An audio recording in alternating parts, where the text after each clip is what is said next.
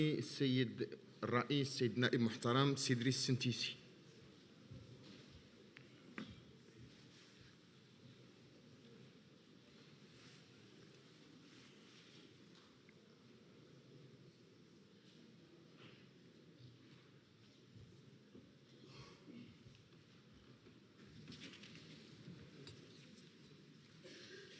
بسم الله الرحمن الرحيم. سيد الرئيس المحترم، سيد رئيس الحكومة المحترم، سيدات والسادة الوزراء المحترمون، السيدات والسادة النواب المحترمون. سيد رئيس الحكومة، نناقش اليوم البرنامج الحكومي الذي تقدمتم به أمام البرلمان طبقا للفصل 88 من دستور المملكة. وكما يعلم الجميع فإن هذه اللحظة الدستورية حصيلة منطقية لاستحقاقات انتخابية نجحت بلادنا في تنظيمها في موعدها رغم السياقات والظروف الاستثنائية التي أحاطت بإجراء هذه الانتخابات. ولا يمكننا إلا أن نثني على الإرادة والجرأة التي تحمل في طياتها إصرارا ملكيا على ترسيخ وتوطيد الاختيار الديمقراطي كمبدأ دستوري لا محيد عنه. بالمناسبة، نتقدم إليكم سيد رئيس الحكومة وإلى السيدات والسادة الوزراء بخالص التهنئة على الثقة المولوية السامية. فنجاح الحكومة هو بالطبع نجاح للمغرب، وأملنا كبير في أن تنجحوا في تحقيق انتظارات المغاربة، والأمل كبير الذي عقدوه على هذه الأغلبية وعلى البرامج والشعارات التي بفضلها حازت على أغلبيتها. نخاطبكم اليوم سيد رئيس الحكومة وقد اخترنا عن قناعة وإيمان التموقع في المعارضة، معارضة كاملة، معارضة تقييمية وتقويمية، معارضة تساند كل القضايا الجوهرية ذات العلاقة بالمصالح العليا للبلاد ومصالح المواطنات والمواطنين، وتصدى بقوة لكل ما لا يتماشى مع اختياراتها الديمقراطية. سيد الرئيس، بعد استماعنا واطلاعنا في الفريق الحركي وهو امتداد لحزب الحركة الشعبية على ما سميتمونه بالبرنامج الحكومي، تبين لنا بأننا إزاء تصريح حكومي أو تعبير عن نوايا وتطلعات وليس برنامجا حكوميا كما ينص عليه الفصل 88 من الدستور. فالبرنامج الحكومي يجب أن يتضمن مؤشرات مرقمة محددة في الزمان والمكان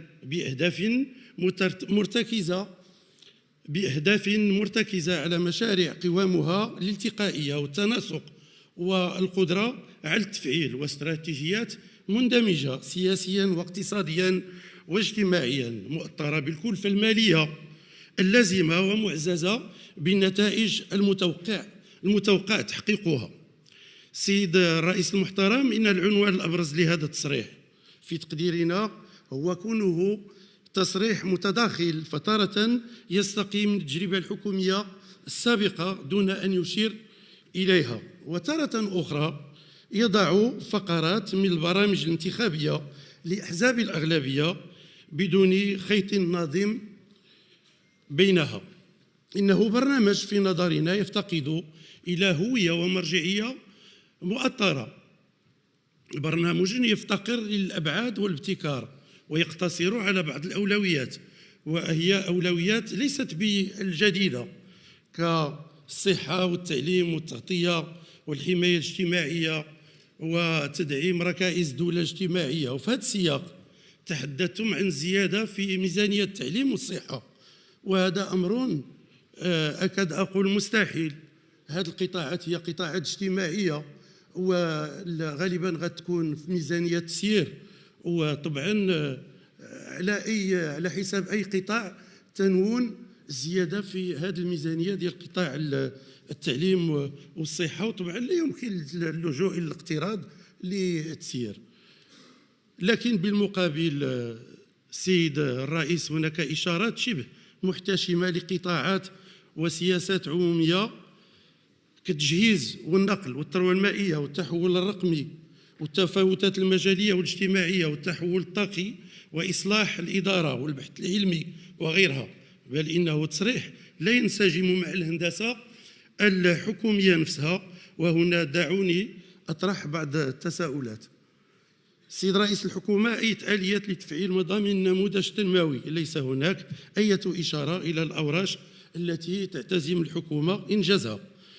ما هي مؤشرات ركائز الدولة الاجتماعية وكيف سيتم تمويل السياسات العمومية بخصوص الصندوق الخاص بالأمازيغية الذي رصد له مليار درهم بحلول سنة 2025؟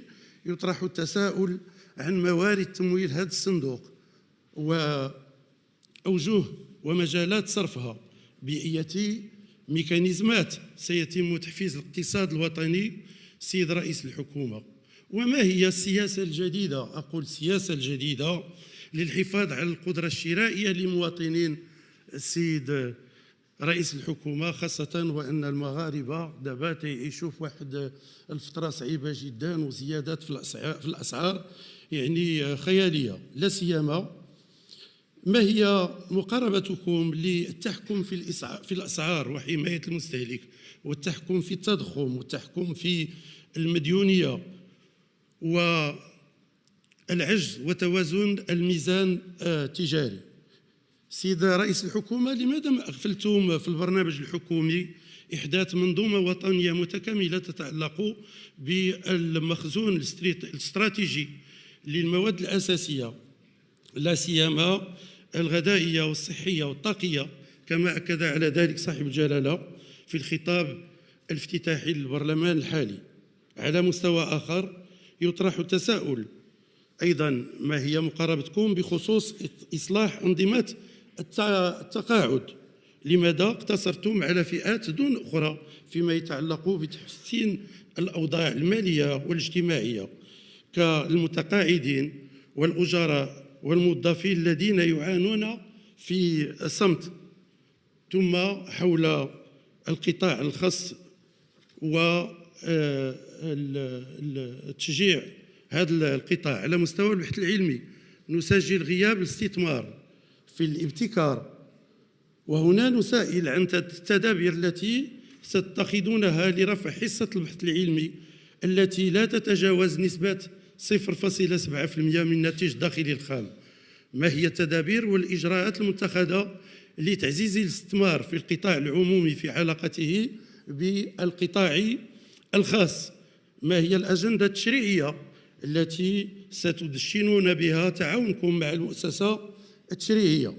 السيد الرئيس، فضلا عن ملاحظاتنا السابقة، نلاحظ بأن إجراءات رفع نسبة نشاط النساء إلى أكثر من 30% عوض 20% تنحصر في تطوير العرض الوطني للحضانات، والمأمول أن يرتفع هذا النشاط إلى المستوى الذي يحقق المناصفة الحقيقية. لم نسجل السيد الرئيس الحكومة أي إشارة إلى التنمية القروية والعالم القروي والفلاح الصغير والجبل. السيد رئيس الحكومة، لقد حاولنا إحصاء عدد الالتزامات التي تضمنها البرنامج، لكننا فوجئنا باستغراب بأنها نوايا وأماني معدودة، حيث أن أغلب التعهدات جاءت في شكل تسويفات أو مسبوقة بعبارة الحكومة تؤكد على ضرورة كذا والحكومة ستسعى إلى كذا. والمثير في الأمر أن هذا البرنامج لا يتضمن أرقاما أو مؤشرات واضحة ولا على مصادر التمويل أو طرق الإنجاز، بل إن البرنامج الذي استنسخ فقرات من النموذج التنموي الجديد لا يرفقها بآليات الأجراء أو مواعيد التنفيذ. سيد رئيس الحكومة المحترم، لقد كنا ننتظر بأن يتضمن برنامجكم توطيد وتعزيز المشاريع الكبرى وإبداع مشاريع أخرى من جيل جديد، لكننا لم نلمس شيئا من هذا القبيل. وهنا نتساءل عن ما هي الآليات المتخذة لتنزيل البرنامج الوطني للماء الذي أطلقه جلالة الملك. ما هي السدود والموانئ الكبرى والطرق السيارة وغيرها من المشاريع الكبرى التي تعتزمون إنجازها؟ سيد رئيس الحكومة، أشرتم في معرض تصريحكم إلى دعم الطبقة الوسطى بما فيها الطبقة الوسطى بالعالم القروي. نحن لا يمكننا إلا أن ننخرط معكم في هذا التوجه، لكن بأية مقاربة ستدعمون هذه الطبقة الوسطى؟ ولماذا انتظرتم كل هذه المدة لتفعيل المنطوق الملكي في الخطاب افتتاح البرلمان لسنة 2018 بخصوص تقوية الطبقة الوسطى الفلاحية، وأنتم أشرفتم على هذا القطاع لأزيد من 15 سنة، في المقابل الفئات الهشة والفقيرة لا تحظى باهتمام لازم في هذا البرنامج، باستثناء صيغ الدعم المباشر لبعض الفئات التي لا تشكل إلا استمرارا لما قررته الحكومات السابقة. وهنا لا بد من التطرق إلى إشكالية البطالة وانسداد آفاق الشغل التي تعاني منها هذه الفئات، بالإضافة إلى حامل الشهادات الجامعية العليا، لا سيما بعد تداعيات أزمة كورونا. فأنتم تتعهدون بتشغيل 1,000,000 عاطل على امتداد 5 سنوات، وهو عدد ضئيل جدا إذا ما أخذنا بعين الاعتبار الأعداد الهائلة من العاطلين. لكن السؤال المطروح، هل يتعلق الأمر بالقطاع العام أو القطاع الخاص أو الاثنان معا؟ هل يتعلق الأمر ب1,000,000 عاطل الذين تم تسريحهم بسبب جائحة كورونا، أم في فرص شغل جديدة، علما أن هذا الرقم غير واقعي؟ وإذا اعتبرنا أن الحد الأدنى من المناصب المفقودة سنويا يصل إلى 100,000، وفي هذا السياق لا نعتقد بأن معدل النمو الذي حددتموه كأفق خلال ال5 سنوات المقبلة، أي 4%، قادر على ربح رهان توطيد التشغيل والتقليص من البطالة. معدل 4% كنسبة نمو لن يتجاوز 500,000 منصب وليس 1,000,000 فرصة عمل، فلا يمكن علميا ومنطقيا ربح رهان التشغيل بدون رفع معدل النمو والرفع من وتيرة الاستثمار.